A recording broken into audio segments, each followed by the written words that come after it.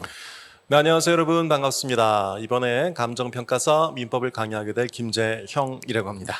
모쪼록 여러분께서 저희 강의를 통해서 좋은 결과를 얻게 되기를 또 기원해 보겠습니다. 자, 시작해 볼까요? 자, 민법입니다 여러분. 민법은 뭘까요? 물론 민법에 대한 여러 가지 정의가 있겠습니다만 우선 민법은 법이란 것에서부터 시작을 해보겠습니다.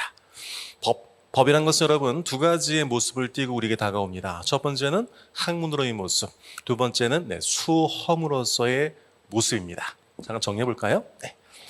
자, 법이란 것은요, 첫 번째는 그렇죠, 학문의 모습으로서 다가옵니다. 이 학문의 모습과 더불어서 이제 수험의 모습으로 다가올 텐데요. 이 둘은 여러분 서로 같다고도 볼 수 없습니다만 서로 또 다르다고 볼 수도 없는 여지가 있습니다. 말씀드려보죠. 학문은 뭘 배우는 걸까요? 법에서 학문, 법이라는 학문은 바로 법리를 배우는 겁니다. 법리.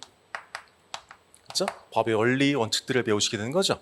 그래서 수험이라는 건 궁극적으로 뭘까요, 여러분? 수험은요. 여러분 수험은요, 주관식이든 객관식이든 그것은 바로 암기입니다. 암기.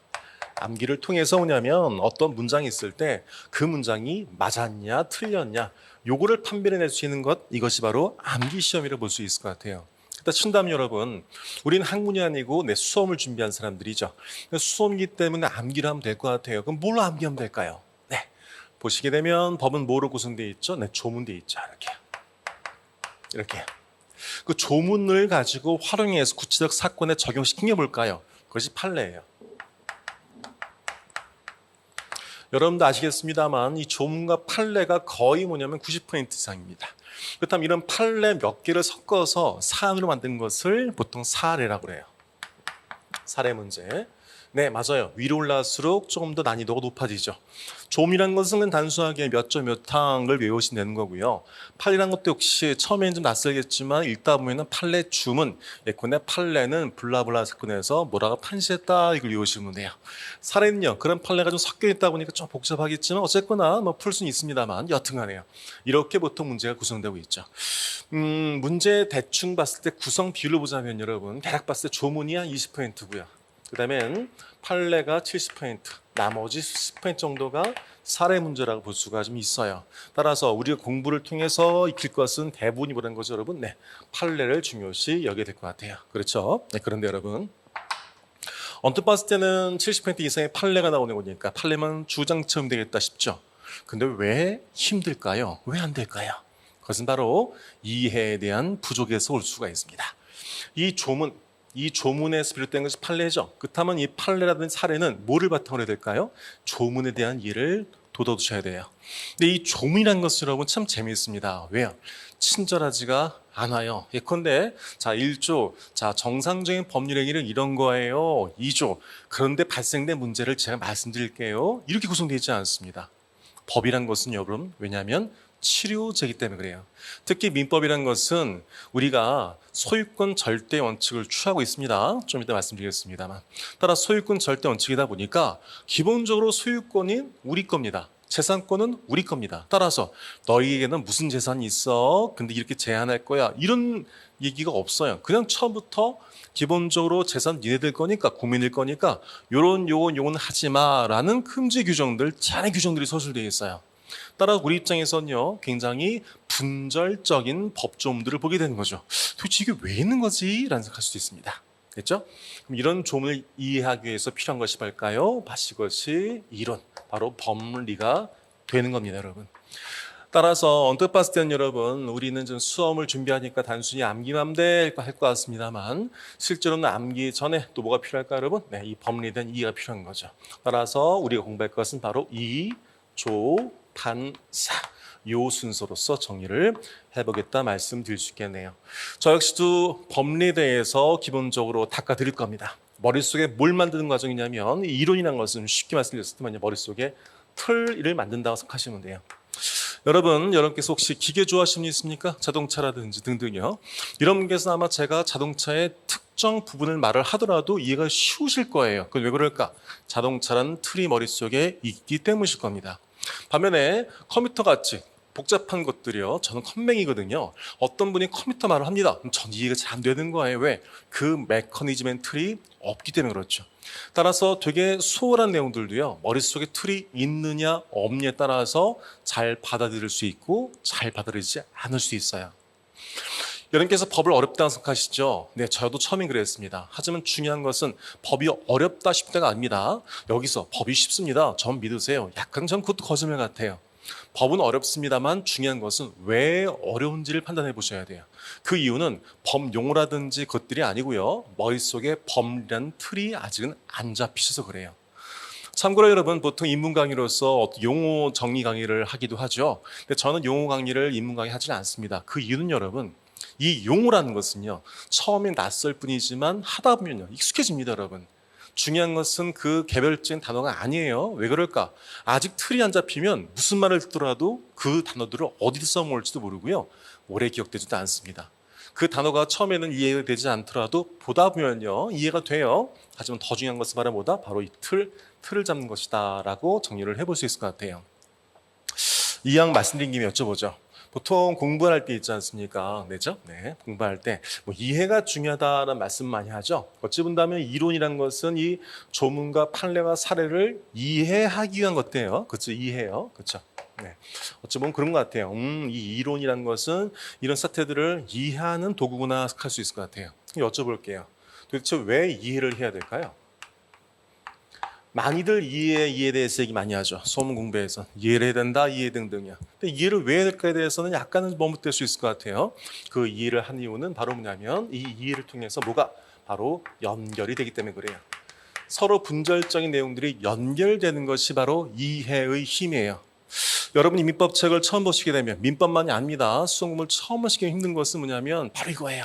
공부라는 것은 여러분 이렇게 볼 수 있거든요. 자, 목차를 보는 거예요. 로마자 1, 그다음엔 1, 자 이렇게 양가로 1, 그다음에 단가로 1, 아마 이렇게도 보통 책들이 구성되어 있겠죠. 이렇게요. 공부가 된 사람 입장에서 뭐가 보이는 걸까?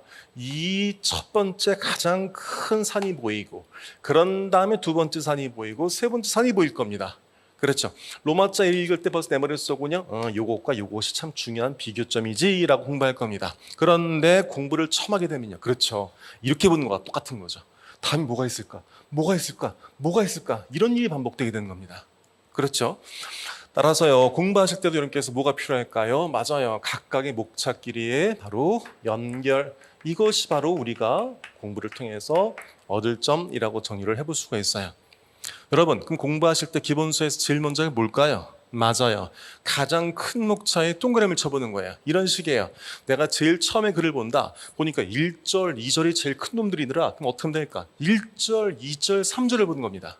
그런다면 1절 다음에 로마자 1이 중요한 것 같아. 그럼 1절 다음에 로마자 1, 2. 2절 다음에 로마자 1, 2 이렇게 슬쩍 보는 겁니다. 이렇게 두세 번 정도를 보신 상태에서 책을 보는 것과 그렇지 않은 것은 큰 차이가 존재할 수가 있어요.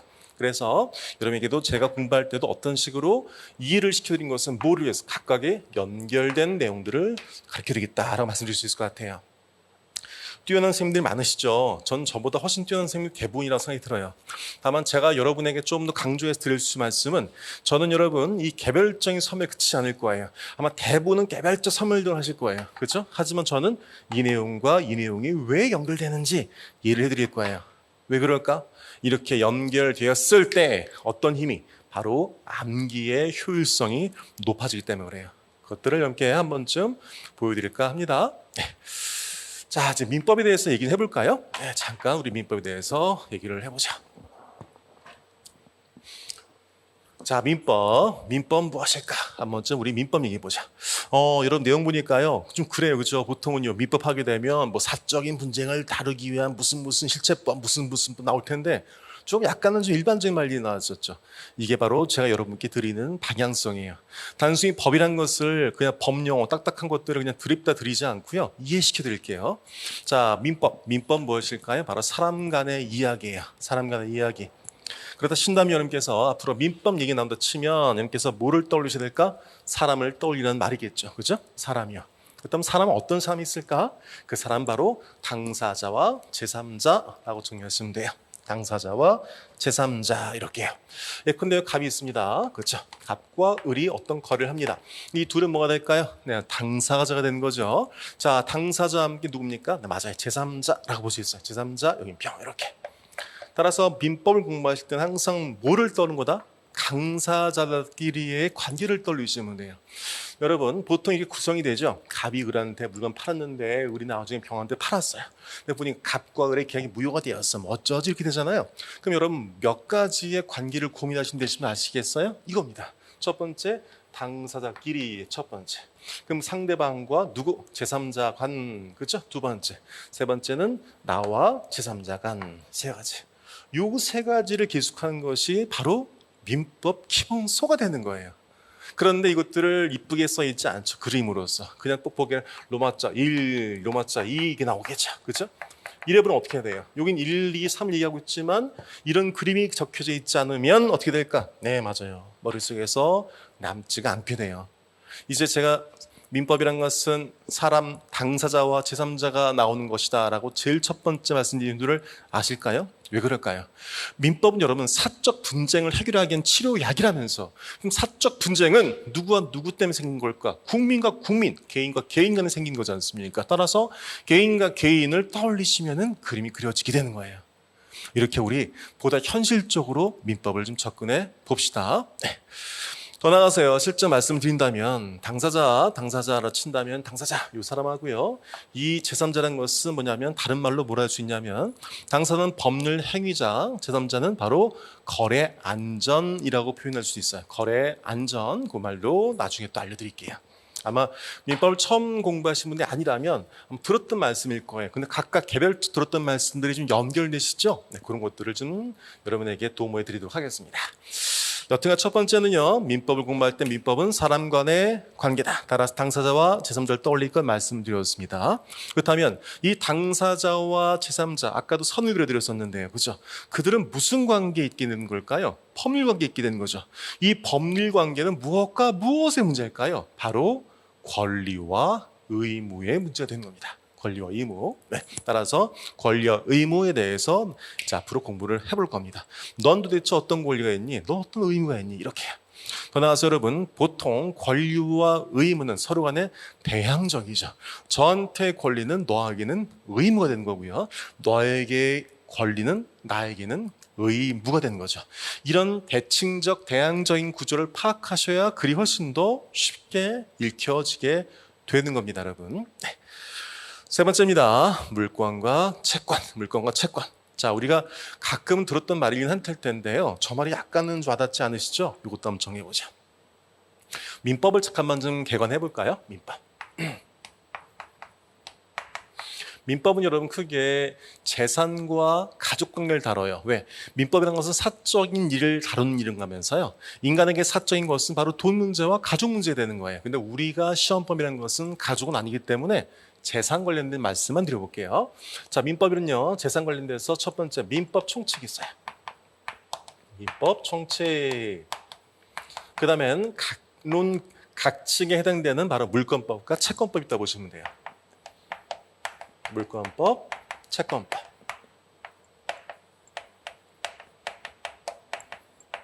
이렇게요. 네. 우리 법칙은 여러분 대륙법칙이에요. 대륙법칙은 다른 것이 아니고요. 총론과 강론. 보통 총론, 강론하기도 하고요. 총칙, 각칙하기도 해요. 뭐 이 용어는 크게 중요하지 않아요. 한마디로 그 해당 파트에 적용될 수 있는 총론을 딱 정해놓고 그 다음엔 구석구석에 강론들을 정해놓고 강론에는 뭐가 적용될까? 총론이 적용되는 구조로서 구성되어 있죠. 따라서 여러분 어때요? 좀 복잡한 거예요. 왜? 이 법에 대한 체계를 모르시면 힘든 것이 총론과 강론이 같이 움직이셔야 되는 거예요. 예컨대 물권법과 채권법 배울 때 기본적으로 어떤 개념이 파악이 되셔야 돼요? 그렇죠. 민법 총칙이 이해되셔야지만이 연결된다 볼 수 있어요. 그러나 각각의 물권법과 채권법 역시도 물권 총칙, 물권 각칙, 채권 총칙, 채권 각칙으로 구성이 되어 있죠. 자, 다시 한번 정해본다면 아까 제가 왜 사람을 떨리라 말씀드렸었죠? 사람을 떨려봅시다. 민법은 사람 관계라면서요. 잡과 을이에요. 자, 이들이 뭘 갖고 있을까요? 예컨대 여기는요. 네, 여기는 건물을 갖고 있어요. 건물. 여기는요. 여기는 부동산이라 칩시다. 토지라고 칩시다. 이렇게요. 이렇게 구성해 봅시다. 자, 그런데요. 서로 간에 건물과 토지를 좀 바꾸려고 그래요. 야, 내가 토지 너한테 줄 테니까 건물 나한테 해줄래? 뭐 그래. 야, 근데 가격 차이 조금 차이 나니까 네가 나한테 1억만 더 줘라. 그래. 서로 간에 말이 오가죠. 법에서 말이 오가면 선을 그리시면 돼요. 이렇게. 요게 바로 법에서 오가는 전형적인 모습의 패턴일 거예요. 그렇죠? 네. 여기에 대해서 정리를 해볼게요. 자, 사람들 간에서 무언가가 오갑니다. 근데 보니까요, 요 건물과 토지예요. 이 건물을 왜 갖고 있어요? 내 거니까요. 그렇죠? 내 거예요. 내 거니까 뭐죠? 소유권이에요. 이렇게 볼 수 있어요. 됐죠? 내 거잖아요. 너도 너 왜 갖고 있니? 토지를 했었더니 뭐냐면 나도 내 거예요. 소유권 갖고 있어요. 이렇게요. 그래? 우리 서로 간에 뭐냐면 바꾸자. 무슨 계약? 교환 계약이에요. 만약에 지금 건물과 토지 중에서 한 사람이 한쪽에 파는 경우, 지금 두 개를 맞바꾼 것이 아니고 그냥 건물만 팔고 토지만 판다면 이것은 뭘까? 그럼 매매가 돼요. 여기에 대해서 얘기를 해보자. 지금처럼은 보세요. 지금 건물은 누구한테 있는 거예요? 갑한테 있죠. 네. 토지는 누구한테 있어요? 을한테 있죠. 법률 관계를 자세히 보게 되면 지금 고정적으로 나한테 있는 게 있고요. 두 번째는 유동적으로 서로 간에 뭐냐면 오갈 게 있어요. 그렇죠. 어떤 법률 관계를 자세히 보니까 내가 지금 그냥 가만히 갖고 있는 게 있고요. 두 번째는요. 앞으로 뭔가 오갈 게 있어요. 그럼 바로 고정적인 것이와 뭐냐면 유동적인 것이 있네요. 그죠? 네. 바로 고정적인 법률 관계를 다룬 것이 바로 물권법이에요. 반면에 유동적인 법률 관계라는 것이 채권법이에요. 아마 이런 식의 얘기는 거의 처음 들으셨을 거예요. 법 공부하시면. 그렇죠? 보통 물권법이라는 것은 물건에 인간이 사람이 물건에 대해서 가진 권리 말한다. 채권이라는 것은 개인 간에 사람 간에서 뭔가를 해야 될 의미를 말한다. 이렇게 배우셨을 거예요. 그죠? 근데 그렇게 하지 말고요. 좀 편안하게 봅시다. 보니까요. 내가 갖고 있는 게 있어요. 고정적으로. 그건 뭐죠? 그건 물권법에 다룰 거고요. 내가 오갈 거예요. 앞으로 내가 팔아야 되고 받아야 돼요. 이건 다른 것이 바로 채권법 정리하시면 돼요. 그럼 정리해 볼게요, 여러분. 여러분, 물권법과 채권법 중에 어디가 더욱더 현란할까? 하나, 둘, 셋. 대단하시네요. 여러분, 물권법과 채권법에 대한 전혀 얘기도 안 들으셨는데 요 얘기만 듣고 나서도 채권법이 물권법에 비해 상당히 좀 약간 현란하겠구나. 변동이 많겠구나가 느껴지시죠? 그렇죠. 따라서 물권에 비해서 채권은 판례도 많고 분쟁도 많게 된 겁니다. 왜? 이동에 대해서 얘기를 한 거니까요. 아셨죠, 여러분? 오케이. 자, 우리는 그 중에서요, 이 전체 중에서 어디를 채권법을 제외하고 어디 있죠? 물권법과 민족 총칙 여기를 정리를 하게 돼요. 전체가 40개 문제거든요. 근데 문제 뭐냐면 여러분, 변호사 시험 역시도 여러분, 옛날 사법 시험이라든지 등등 시험에서도 여러분 전체 민법을 40개로 시험 봐요. 그렇죠? 근데 우리는요, 민법 총칙과 물권법이라는 범위는 조금 작아 보이는데 문제는 많아요. 그렇죠? 그 다음에 어떻다는 얘기일까? 네, 맞아요. 조금 심도 있는 공부가 좀 필요한 것도 사실이에요. 걱정하지 마세요. 기본적으로 60% 이상이 기출에서 반복되고 있어요. 따라서 60% 기출만 제대로 파악하셔도 우리가 충분히 해볼 수가 있어요. 왜냐?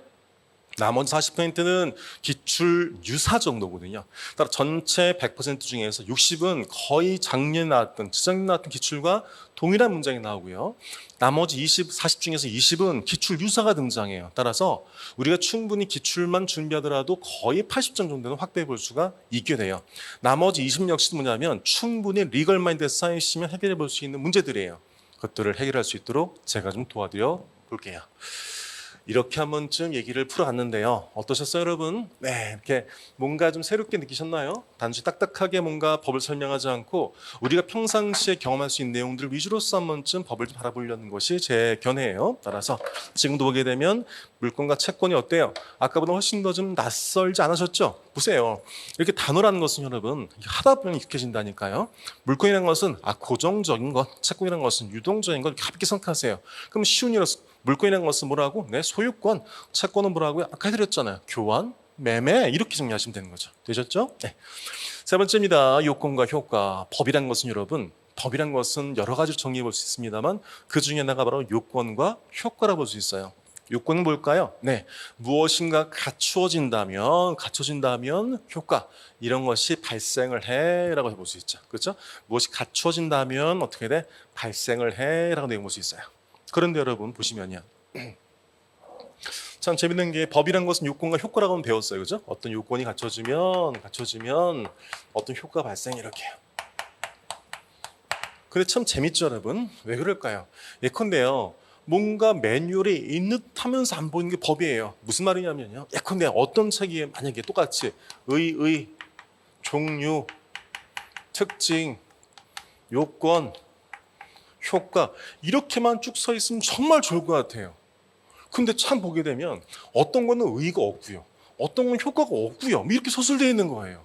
어떤 것도 요건이 굉장히 많고요. 더 나아가서 요건 안에서도 갑자기 쟤는 당사자가 누군지를 막 자세히 적어놨고요. 여기서는요. 시간이 뭔지를 막 적어놓은 거예요. 이해됐습니까? 다시 한번요. 자, 만약에 법이 왜 어렵냐면 그냥 만약에 똑같은 패턴으로서 모든 것들이 기술되어 있으면 참 좋을 텐데 어떨 때는 여기서 이 요건이라 쳐요. 그렇죠? 여기서 굉장히 당사자 얘기를 막 적어놔요. 어떨 때는요. 어떤 행위에 대해서 막 적어놓게 되는 거예요. 당사 얘기는 없고요. 그렇죠? 이렇기 때문에 힘들었던 거예요. 그 이유를 또 말씀드려 볼게요. 자, 둘, 셋, 넷, 다섯, 여섯. 만약에 6가지 중요한 법에서 요소가 있다 쳐요. 그런데 이번 요건에서 중요한 것은 뭐냐면 그 중에서 3번이에요. 그럼 여긴 뭐만 서술되어 있을까? 법은요. 그렇죠, 맞아요. 3번만 서술해요. 이렇게. 효과가 마찬가지예요. 이 6가지 기준 중에서 만약에 다른 건 중요하지 않고 나는 5번이 중요하다. 그럼 효과에 5번만 적어놓은 거예요. 이렇게. 근데 어느 파트에서 보니까 거기는 뭐가 중요해요? 1번 요소가 중요한 거예요. 그럼 또 1번만 적어놔요. 효과에서는 보니까 거긴 4번이 중요해요. 또 4번만 적어놔요. 그럼 글을 처음 본 우리 입장에서는 갑자기 3번 나오고 요건인데 5번이 효과래요. 두 번째 파트 딴 데 갔더니 여긴 또 1번이 나왔어요. 근데 갑자기 4번만 서술되어 있어요. 이래서 힘든 거예요. 요건과 효과라는 것은 상당히 중요한데 법에서는 이 몇 개 되는 6개 정도 될 수 있는 이 중요한 것 중에 그 중에 주된 요건과 주된 효과만 적어 놓으니까 우리 입장에서는 들쭉날쭉해 보이죠. 그럼 우리 입장에서는요. 이 6가지를 파악해 놓으면 훨씬 더 이해하기 쉽겠네요. 그렇죠? 그 6가지 바로 주, 방, 장, 행, 시, 객이에요. 주체, 방, 방법, 장, 장소, 행위, 시간, 객체예요. 따라서 이 파트에서는 갑자기 뭐가 된 거야? 장소가 중요했던 거야, 요건. 특히 그 중에서. 그럼 이 얘기는 왜 없을까? 그럼 너무 일반적인 것들이니까. 주체를 왜 안 적었을까? 어떤 자연이든 간에 이걸 쓸 수 있어요. 아, 그럼 주체를 쓸 필요가 없구나. 야, 방법은 왜 여기다 안 적혀 있니? 요건에. 방법은 그냥 뭐 중요하지 않아요. 어떻게든 할 수 있어요. 그래서 없구나. 이렇게 되는 거예요. 따라 머릿속에서 이 기준점이 있으면 기준점에서 가장 중요한 것들만 요건과 효과에 서술되어 있다 정리하신다면 훨씬 더 독해하기 수월해져요. 알았죠? 따라서 법이란 것은 요건과 효과다. 이건 알겠다. 근데 도대체 왜 힘들까 싶을 때 그 기술이 왜 이렇게 중구난방이고 이렇게 왜 들쭉날쭉할까? 그 이유는 법은 그 요건 중에서 가장 중요한 것들을, 효과 중에 가장 중요한 것들을 서술해서 그래라 말씀드린 거죠. 5번째, 원칙과 예외예요. 여러분, 법은 원칙만 있으면 될까요? 그렇지 않아요. 원칙만 있으면 너무나 그는 뭐랄까요? 견고하기 때문에 거꾸로 부러질 수가 있을지 모르겠어요. 그렇죠? 따라서 법이라는 것은 원칙과 그 외에는 뭐가 있을까? 예외가 있는 거죠. 여쭤볼게요. 자, 원칙과 예외 중에서 중요한 파트는 원칙일까 예외일까? 수험적으로는 하나, 둘, 셋 예외가 되는 거예요. 물론 원칙도 중요하겠습니다만 예외가 바로 이상한 것들이죠. 따라서 시험에 내기 딱 좋죠. 그럼 여쭤볼게요. 그럼 이제 이렇게 될 수 있겠네요. 아, 예외가 중요해. 그럼 예외가 중요함 써놓은 게 아니에요. 그럼 조문을 읽다가도 어디가 예외일까? 그 예외는 보통 다만담이에요. 단서조항이라고 그래요. 예컨대 블라블라블라 할 수 있다. 미성년자는 혼자서 유효하게 행동할 수가 없어. 다만 권리만 얻는 행위는 할 수 있어. 이렇게 그러나 담이 예외가 있는 파트예요. 그럼 어디가 더 중요하게 봐셔야 될 파트인지 아시겠죠? 거기를 보시면 됩니다. 자, 지금 민법에 5가지 얘기를 해드렸어요. 민법 뭐라고 여러분? 사람에 대한 이야기다. 이제 어때요 여러분? 민법 딱 봤을 때 뭘 떠올리시라고요? 사람을 떠올리라고. 누구? 당사자와 제3자. 그렇죠? 당사자, 제3자의 관계를 서술한 것이 바로 뭐다? 그것이 민법이다 말씀드렸어요. 권리와 의무, 그 당사들 간의 권리 관계 뭐다? 그것이 법률 관계. 이것이 무슨 관계? 권리 의무, 권리 관계다. 어때요? 지금 제가 마치 에어 제스처 한 것처럼 보입니다만, 그렇죠? 네, 여기서 여기는 당사자 갑, 을, 여기 병 딱 보이시죠? 선주 딱 보이시죠? 네, 요것들을 머릿속에 떠올려 보세요. 물건과 채권 정리드렸죠? 물건은요, 물건에 대한 권리예요. 채권은요, 사람에 대한 권리예요. 물건은요, 고정적, 채권은 유동적이라는 거친 표현이겠습니다만 그런 특징이 있다 말씀드렸고요. 요건과 효과, 법이란 것은 요건과 효과다. 근데 도대체 왜 요건과 효과가 서로 다른 거에 구술되어 있냐? 그것은 주방장 행식 계획 중에서 중요한 요건들, 중요한 효과만 적어놔서 그래라고 말씀드릴 수 있죠. 여러분 소고표란 말 들어봤나요? 네, 소고표란 말과 장래효 이런 말이 있어요. 소고표란 말은 어떤 법률 효과를 소급한다는 뜻이고요. 장래효라는 것은 발생된 지금부터 앞으로 전달한다는 뜻이에요. 자, 이럴 때 중요한 것은 뭘까 여러분? 소급표와 장래효에서 중요했던 것은 네, 맞아요. 소급이라는 것은 뭐냐면 바로 번복이 된다는 거예요. 번복이라는 것은 뭘까 여러분? 네, 맞아요. 했던 결과를 바꾼다는 뜻이죠. 그러다 보니까 어떤 문제점이 발생할 수 있을까요? 네, 맞아요. 전의 것과 다른 것들을 말할 수밖에 없는 상이라는 뜻이죠. 네, 그러다 보니까 소급표가 중요할까요? 장래효가 중요할까요? 맞습니다. 수험적으로는 소급표가 중요한 내용이 되는 거예요. 여러분 아까 정리했던 것처럼요. 소급표는 어디 포함돼요? 말씀드렸죠? 시, 여기에 포함되는 거다라고 말씀을 좀 드렸었습니다. 자, 원칙과 예외도 아까 말씀드렸죠. 원칙과 예외 중에 중요한 것은 원칙의 예외야. 하나, 둘, 셋. 예외다 말씀드렸어요. 그죠? 네, 예외는 어디 있다? 다만 등등 있다 말씀드렸습니다. 강의 진행 방법 말씀드립니다. 첫 번째는요. 전반적인 객관을 해드릴 겁니다. 어떤 내용 보실 때 지금도 제가 민법에 대해 처음부터 쭉 읽지 않았죠. 네, 민법 이런 거야 슬슬 풀어갔죠. 이런처럼 전반적 개관을 첫 번째 해드릴 겁니다. 두 번째는요, 그 이외 세부적인 강독을 해드릴 겁니다. 그 말은 무슨 말이냐면 책을 같이 읽어 드릴 거란 말씀이죠. 왜 그럴까요? 여러분 설명한 입장에선 뭔가를 배우고 알았던 입장에선 쭉쭉 썰 풀면 재밌습니다. 그렇죠? 막 연결되고요. 문제 뭐냐면 공부를 한 입장에선 여러분 이런 특성이 있습니다. 강의는 여러분 휘발성인 강의예요. 따라서 강의를 듣다 보면은 다 이해될 것 같은데 막상 기본서를 보게 되면 쉽지 않습니다. 그럼 왜 그럴까요? 책으로 공부하지 않고 귀로 공부해서 그래요. 하지만 여러분 우리가 보는 시험이 말과 듣고 말하는 시험입니까? 아니요. 보고 쓰는 공부예요. 따라서 가급적 어떤 시기를 세부적인 강독을 하는 그런 시간을 가져서 여러분 스스로가 활짝 익숙해질 수 있도록 도와줄 거고요. 읽어드리면서 이런 표현이요. 이 단어요. 모르시죠? 알려드릴게요. 이렇게 해서 이렇게 훨씬 더 편하게 공부할 수 있도록 도와드릴게요. 그래서 궁극적으로 뭘 해드리려고 하냐면 바로 유기적 연결, 무엇과 무엇이 목차와 목차들이 유기적으로 연결되는 걸 보여드릴 거예요. 따라 제 강의를 통해서 여러분께서 뭐가 보이신다면 각각이 연결된 거면 여러분께 성공하신 거라 볼 수 있을 것 같아요. 자, 강의 5표입니다. 강의 5표. 제가 가장 중요시한 것은 스스로 독해예요. 이제 왜 제가 강독하냐고 말씀드리지 아시겠죠? 여러분 강사와 학원이 합격을 보장한 것이 아니고 여러분 스스로가 글을 이해하는 게 중요해요. 따라 제가 도와드릴 것은 스스로가 독해를 할 수 있을 그럴 때까지 만들어드린 것이 제가 해드릴 일이 될 것 같아요. 두 번째는요. 이 기본 강의를 통해서 목표한 것은 바로 기출 문제를 풀게 해드리는 거예요. 오케이? 다시 한번 기본 강의 목표를 단순하게 민법 공부하시죠라고 말씀드리지 않았어요. 기본 강의를 통해서 기출을 풀게 해드릴 게 제 목표예요. 그렇기 때문에 세 번째는 뭘까? 바로 단권화의 기초 여기를 제가 잡아드릴까? 말씀을 드릴 수 있을 것 같습니다. 아셨죠? 네. 여기까지가 제가 OT로서 한번 쭉 말씀드렸던 내용이 되는 것 같습니다. 자, 이제 조금 쉬었다가 우리 한번 민법 총칙에 대해서 제대로 공부를 해보자.